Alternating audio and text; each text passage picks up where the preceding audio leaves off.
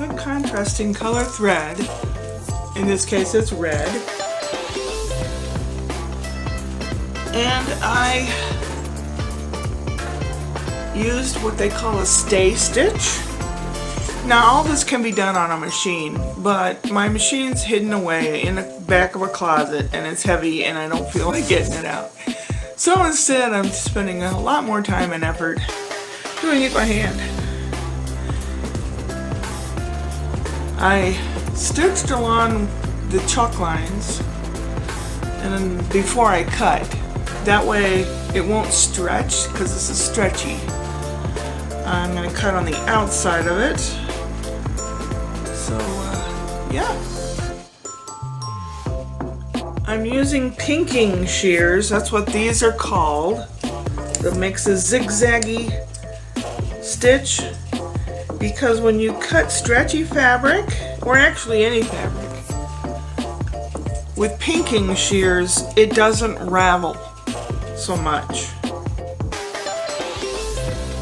This is a split in the front, and then I put this on here. I'm going to sew this so that I'll have enough to close with snaps or buttons or whatever for the front top.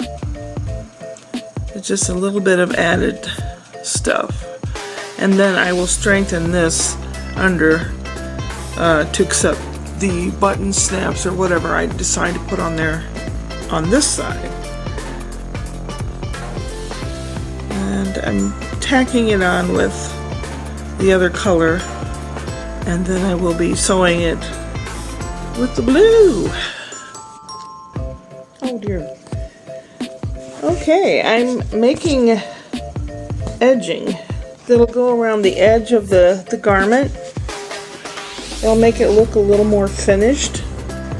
You know, the rolled edge instead of the raw edge, which is what it has now. Oh dearie me. See, I put 3 snaps at that center opening, but now it's going to have rolled edges around the sleeves and the neck. It'll look a little bit classier. Okay, I cut some of that bands and I pinned the bands on. The next step is to sew them on and then to fold these over and slip stitch them on the inside, and then we'll have the edges done, and then I'll worry about the rest of the romper, the bottom part.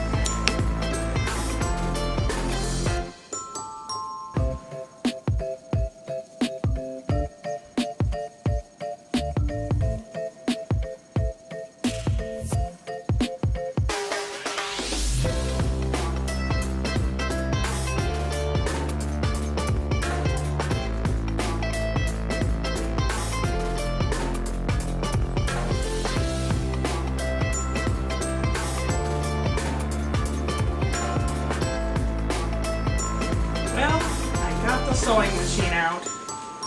I got some more of this fabric and I redid the top for myself. The other one showed a little too much, accidentally sometimes. So I made another one.